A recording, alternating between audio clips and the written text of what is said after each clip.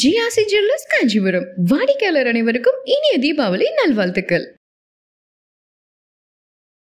PR Gavai அவர்கள் மேலே ராகேஷ் கிஷோர் என்ற ஒரு வழக்கறிஞர் செருப்பை வீசி அதன் பிறகு அவர் சொன்ன விஷயம் தான் இன்றைக்கி இந்தியா முழுவதும் பரபரப்பை ஏற்படுத்தியிருக்கு. சனாதன தர்மத்தை அவமதிக்கிறது இந்தியா வேடிக்கை பார்க்காது அப்படின்றது. சந்திரசூட் இதை சொன்னார்ல, ராம் லல்லாட்டை கேட்டுட்டு தானே அந்த தீர்ப்பு எழுதுனேன்னு. அப்போ எல்லாரும் என்னவா இருந்தாங்க? அவங்க சனாதனம்னு சொல்லும்போது இந்து தர்மம்னு சொல்கிறாங்க. சனாதனத்தினுடைய பகுதியாக அவங்க என்ன சொன்னாங்க? மனுஸ்மிருதியை சொல்கிறாங்க.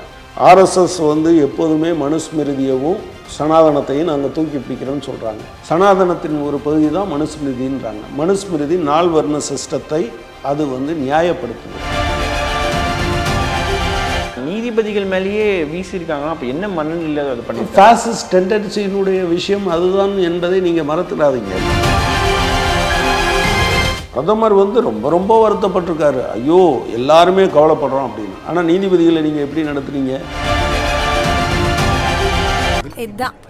இது மட்டும்தான் உச்சநீதிமன்றத்தில் 33 நீதிபதிகள் ஃபுல்லாக ஸ்ட்ரென்த் இருக்குது. 33 பேரில் ஒரு இஸ்லாமியர் ஒரு கிறிஸ்தவர் தவிர 31 பேர் இருக்காங்க. இந்த 31 பேரில் 9 பேர் VHPயினுடைய ஒரு நிகழ்ச்சியிலேயோ பல நிகழ்ச்சியிலேயோ கலந்து கொண்டவங்களாக இருக்காங்க.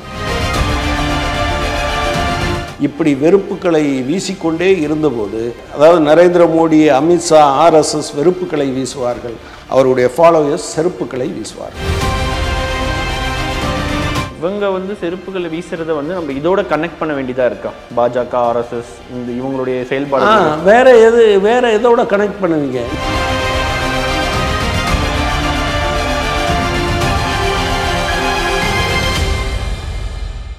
மின்னம்பலம் நேயர்களுக்கு வணக்கம். நான் விஷால் பொலிவர். இன்றைய நேர்காணலில் நம்மோடு இணைந்திருக்கிறார் மார்க்சிஸ்ட் கம்யூனிஸ்ட் கட்சியின் மாநில செயற்குழு உறுப்பினர் தோழர் கனகராஜ் அவர்கள். வணக்கம் தோழர்.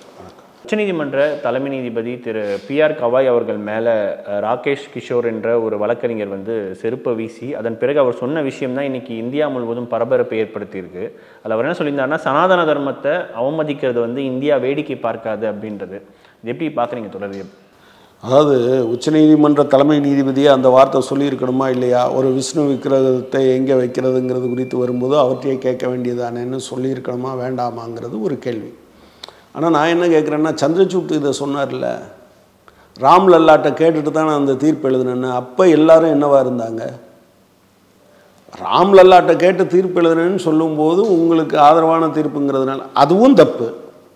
பட் இங்கே வரும்போது இவர் சொன்னாருங்கிறதுக்காக நீங்கள் செருப்பு எடுத்து, அதான் சனாதனத்தினுடைய, நீங்கள் சனாதனத்துக்கு எப்போதுமே சனாதனத்தை அவங்க சனாதனம்னு சொல்லும்போது இந்து தர்மம்னு சொல்கிறாங்க. சனாதனத்தினுடைய பகுதியாக அவங்க என்ன சொன்னாங்க? மனுஸ்மிருதியை சொல்கிறாங்க. RSS எப்போதுமே மனுஸ்மிருதியவும் சனாதனத்தையும் நாங்கள் தூக்கி பிடிக்கிறோன்னு சொல்கிறாங்க. சனாதனத்தின் ஒரு பகுதி தான் மனுஸ்மிருதின்றாங்க. மனுஸ்மிருதி 4 வர்ண சிஸ்டத்தை அது நியாயப்படுத்துது. பெண்ணடிமைத்தனத்தை நியாயப்படுத்துது. மனுஷனில் மேலானவன் கீழானவன் என்று பிறப்பின் அடிப்படையிலேயே பிரித்து வைக்கிற எந்த ஒரு தத்துவமும் அது மனித குலத்துக்கு விரோதமானது, மனித மாண்புகளுக்கு விரோதமானது. நீங்கள் சனாதனத்துக்கு எதிரானதுன்னு சொல்கிறாங்க. ஆக்சுவலாக மனுஸ்மிருதி மனித குலத்துக்கே எதிரானது, மனித நாகரிகத்துக்கே எதிரானது. அதை தூக்கி பிடிச்சிக்கிட்டு அதனால தான் அவங்க செருப்பை வீசியிருக்காங்க. இவங்களால கருத்துக்களால் எதிர்கொள்ள முடியாது. நீங்கள் காந்தி ஒரு கருத்தை சொன்னார், இந்து முஸ்லீம் ஒற்றுமைன்னு அவர் சொன்னாருன்னா, காந்தியை இந்து முஸ்லீம் ஒற்றுமைன்னு நீங்கள் சொல்கிறது சரியில்லைங்கன்னு சொல்கிறதுக்கான உரிமை யாருக்கு வேணாலும் இருக்குது.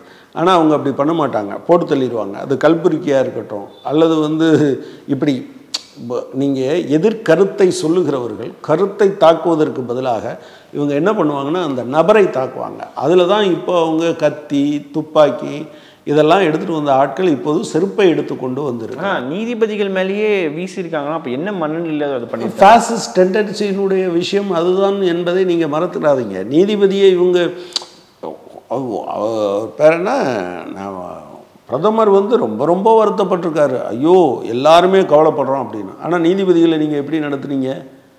நீதிபதிகளை நீங்கள் டெல்லி கலவரம் வன்முறைகள் இஸ்லாமியர்கள் மீது நடக்கிற போது போலீஸ் நடவடிக்கை எடுக்கலை. இரவு நேரத்தில் கோர்ட்டில் உட்காந்து சில ஆர்டர் பாஸ் பண்ணோன்னு நீதிபதி முரளிதர இப்போ ரிட்டையர் ஆகிட்டார். அவரை பஞ்சாப் ஹரியானா கோர்ட்டுக்கு மாற்றினாங்க. அப்புறம் அவர் ஒடிசா கோர்ட்டினுடைய தலைமை நீதிபதியாக மாறினார். பட் தமிழ்நாட்டுக்கு மாற்றணும்னு சொல்லும்போது கடைசி வரை அவங்க பண்ணலைங்கிறத நீங்கள் மறந்துடாதீங்க. தஹில் ரமானி தமிழ்நாட்டினுடைய சென்னை உயர்நீதிமன்றத்தினுடைய தலைமை நீதிபதியாக இருந்தாங்க. நீங்கள் பில்கிஸ் பானு வழக்கில் அவங்க மகாராஷ்டிரா நீதிபதியாக இருந்தபோது தான், ஹைகோர்ட்டில் நீதிபதியாக இருந்தபோது தான் ஒரு அப்பீலில் பில்கிஸ் பானு பாலியல் வன்கொடுமைக்கு உள்ளாக்கப்பட்ட அல்லது 14 பேர் கொல்லப்பட்ட அந்த விஷயத்தில் அந்த எஃப்ஐஆர் எழுதின ஆளும் தப்பாக எழுதியிருக்காரு. அந்த பாலியல் வன்கொடுமை நடந்ததை ரெக்கார்ட் பண்ணுறதுக்கு மறுத்த அந்த டாக்டர், இவங்க 2 பேருக்கும் தண்டனை கொடுத்தாங்க. அந்த தண்டனை கொடுத்த காரணத்தினால தான் என்ன பண்ணாங்கன்னா, நேராக அவங்கள இங்கே ட்ரான்ஸ்ஃபர் பண்ணி இங்கேருந்து மணிப்பூருக்கு ட்ரான்ஸ்ஃபர் பண்ணாங்க. சிபிஐ கேஸ் புக் பண்ணாங்க. பிறகு அவங்க ரிசைன் பண்ணிட்டு போயிட்டாங்க, நான் மணிப்பூருக்கு போக மாட்டேன்னு. கொஞ்ச நாள் கழித்து என்ன சொல்லிட்டாங்கன்னா, ஆமாம்மா எல்லாம் கரெக்டு தான், அவங்க மேலே சிபிஐ வழக்குன்னு வந்ததில் எந்த உண்மையும் கண்டுபிடிக்கலைன்னு சொன்னாங்க. நீங்கள் ஜிஆர் சாமிநாதன் என்ன சொன்னார், அவர் சட்டத்துக்கு உட்பட்டு நடந்திருக்காரா தமிழ்நாட்டில்? நீங்கள் மைக்கேல்பட்டியில் மத மாற்ற நிர்பந்தத்தால் அந்த பொண்ணு இறந்து போயிட்டான்னு எப்படியெல்லாம் ரெக்கார்ட் பண்ணாங்க, எப்படியெல்லாம் தமிழ்நாட்டில் ஆர்ப்பாட்டம் பண்ணாங்க, எப்படி போலீஸுக்கிட்ட தமிழ்நாடு கவர்மெண்ட்டுக்கிட்ட சிபிஐட்ட கேட்காமலே ஜிஆர் சாமிநாதன் கொடுத்தாரு என்பதை பார்க்குறோம். நீங்கள் விக்டோரியா கௌரின்னு ஒருத்தங்க இப்போ நீதிபதியாக இருக்காங்க. அவங்க பேசின விஷயங்கள் இப்போவும் நீங்கள் பார்த்தீங்கன்னா உங்களுக்கு காண கிடைக்குது. அவங்க என்ன சொல்கிறாங்க, ஆக்சுவலாக பரதநாட்டியம் அதாவது கிறிஸ்தவ பாட்டுகளுக்கு பரதநாட்டியம் ஆடக்கூடாதுன்னு சொன்னது. நீங்கள் இந்தியா முழுவதும் பச்சை பயங்கரவாதம் இருக்குது, எங்கள் மாவட்டத்தில் வெள்ளை பயங்கரவாதமும் இருக்குதுன்னு பேசுகிறவங்க இவங்க தான் நீதிபதிகளாக போகிறாங்க.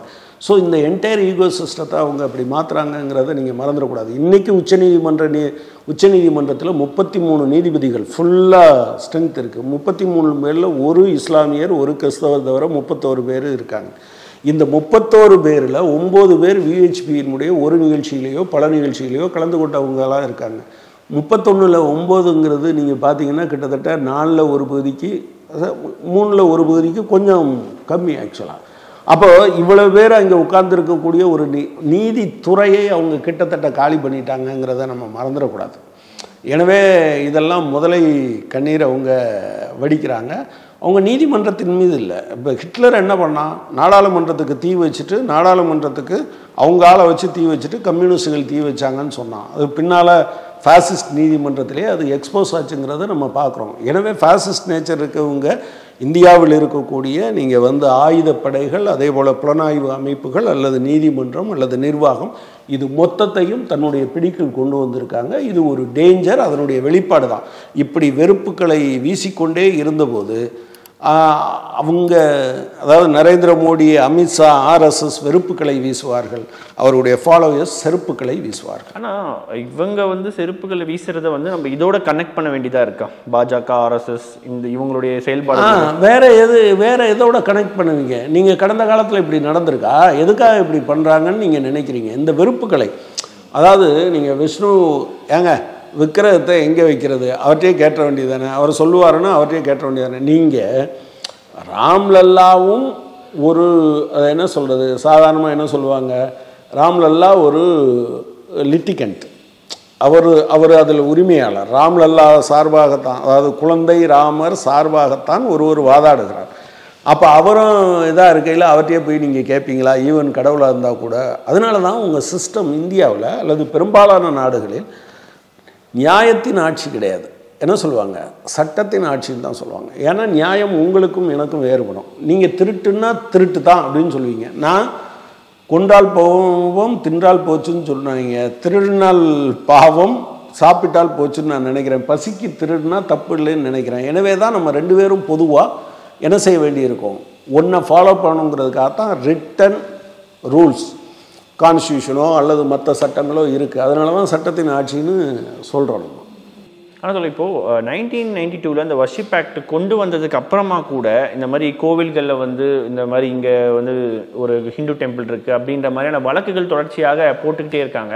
இது எப்படி நம்ம பார்க்குறது? இல்லை, அதைத்தான் சந்திரசூட் காலி பண்ணார். ராம்லல்லாட்ட கேட்டு ஜட்ஜ்மெண்ட் எழுதுனேன்னு சொன்னவர் இருக்கார் இல்லையா, அவர் இந்த ஜுடிஷியல் சிஸ்டத்தில் இருக்கக்கூடிய விழுமியங்களை காலி பண்ணார். சட்டத்துக்கு உட்பட்டு இருக்கிறது. சட்டம் தப்புன்னு சொல்வதற்கு உச்சநீதிமன்றத்திற்கு உரிமை இருக்கிறது. ஆனால் அந்த சட்டத்தில் நீங்கள் என்ன நடந்தது, ஆக்சுவலாக அவர் தான் இதுக்கு ஆரம்பித்து வச்சார். அவங்க ரொம்ப காலமாக காசி மதுரா பாக்கிகைன்னு சொல்லிகிட்டு இருக்காங்க.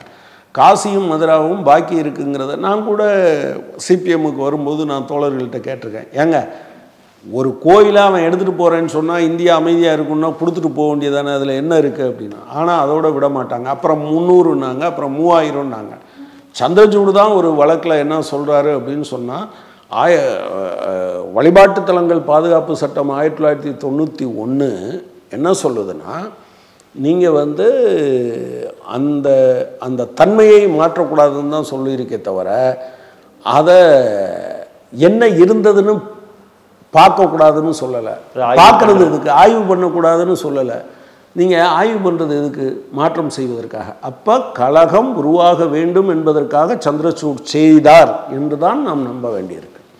எனவே வந்து நீங்கள் அங்கேருந்து தான் அது வருது. அதைத்தான் இப்போது மோகன் பகவத் பேசியிருக்காரு. மோகன் பகவத் முன்னால் இனிமேல் காசி நீங்கள் கூட கேட்டிங்கல்ல ஆர்எஸ்எஸ் எப்படி பேசணும், அவ்வளோதான் அயோத்தி முடிஞ்சு போச்சு, இனிமேல் இதை பற்றி பேசக்கூடாதுன்னு ஒரு வருஷம் விஜயதசமியில் பேசுவார். இந்த வருஷம் விஜயதசமிக்கு முன்னால் அவங்க 100ஆண்டு விழாவில் கொஞ்சம் கூச்சநாச்சமற்ற முறையில் காசியையும் மதுராவையும் அவங்க விட்டு கொடுக்கணும், இல்லைன்னா இது வந்து போராட்டம் நம்ம போராடி மீட்கணும் என்று தான் சொல்லியிருக்காரு. எனவே அவங்களுடைய அந்த பச்சோந்தித்தனத்தை நீங்கள் எல்லா நேரத்திலையும் பார்க்க முடியும் என்பதை தான் நீங்கள் பார்க்க வேண்டும். ஓகே, இறுதியாக ஒரு கேள்வி வேணா, இந்த செருப்பு வீச்சு சம்பவம் நடந்ததுக்கு அப்புறமா கவாய் அவர்கள் சொல்கிற ஒரு விஷயம் வந்து, யாரும் வந்து உங்கள் கவனத்தை சிதறடிக்காதீங்க, நீங்கள் எல்லாரும் உங்கள் வேலையை பார்க்க ஆரம்பிங்கன்னு சொல்லிட்டு. ஸோ அவர் அணுகுமுறை எப்படி பார்க்குறீங்க? இல்லை, அதாவது சட்டப்படி தான் நீங்கள் நடவடிக்கை எடுக்கணுமே தவிர, இப்போ என்னை ஒருத்தர் ரோட்டில் விட்டு அடிச்சிடுறார், அல்லது ஒரு பெண்ணை அவுட்ரேஜிங் த மாடஸ்டி ஆஃப் விமன் அப்படிங்கிற ஒரு ஆக்டை பண்ணியிருக்கார். அந்த பெண் சம்மந்தப்பட்ட நபரை நீங்கள் வந்து மன்னிக்கலாம், அதெல்லாம் வேணாம். ஆனால் சட்டம்னு ஒன்று இருக்குல்ல, அது தன் கடமையை செய்யணும்ல, அது அவருடைய பெருந்தன்மையை காட்டுது. Yes, that way he is good. அவர் வந்து இதை அவர் ஒரு மெசேஜை எல்லாத்துக்கும் சொல்கிறாரு, இப்படியெல்லாம் என்னை டிஸ்ட்ராக்ட் பண்ண முடியாதுப்பா, நீ வேலையை பாரு, நீ செருப்பை வீசு, துப்பாக்கியை வீசு, எனக்கு அதை பற்றி கவலை இல்லைன்னு சொல்கிறது ஒரு நல்ல அம்சம். அதை ஒன்றும் நான் தப்புன்னு சொல்ல. ஆனால் சட்டம் தன்னுடைய கடமையை செய்யணும். அப்படி இல்லைன்னா என்னன்னா, நீங்கள் வந்து மெக்னானிமிட்டியோடு சொல்கிறது வேறு, சில சமயங்களில் பயத்தோடு சொல்கிறவங்களும் இருப்பாங்க. அப்போ இந்த இடத்துல தான் நீங்கள் பல வழக்குகளில் நீங்கள் பொது அமைதிக்கு பங்கம் விளைவித்ததாக வருகிற போது ஒருவர் அந்த வழக்கு தொடுத்தவர் வழக்கை திரும்ப பெற்றாலும் கூட நீதிமன்றங்கள் நடத்தியிருக்கு. அதுக்கு காரணம் என்ன அப்படின்னா இதுதான். ஸோ நீங்கள் ஒருத்தருக்கு மட்டும் எதிராக இருக்க மாட்டீங்க, நீங்கள் என்டையர் சொசைட்டிக்கு எதிராக இருக்கீங்கிற போது அதை சரி செய்ய வேண்டிய பொறுப்பு இந்த அமைப்புகளுக்கு இருக்குது. ஸோ அந்த வகையில் அது அவருடைய தாராள குணம் அல்லது மன்னிக்கிற குணம். ஆனால் இதை நடவடிக்கை எடுக்க வேண்டியது இந்த புலனாய்வு அமைப்புகள், காவல்துறை, இதனுடைய பணி. நிச்சயமாக பல்வேறு கேள்விகளுக்கு மிக ஆழமாகவும் பொறுமையாகவும் மிக விரிவாகவும் பதில் தந்தமைக்கு நன்றி. இதுதான், இது மட்டும்தான். பழையன்னா Milky Mist, only Milky Mist. GRC jewellers Kanchipuram வாடிக்கையாளர் அனைவருக்கும் இனிய தீபாவளி நல்வாழ்த்துக்கள். மின்னம்பலம்.com, தமிழின் முதல் மொபைல் பத்திரிகை.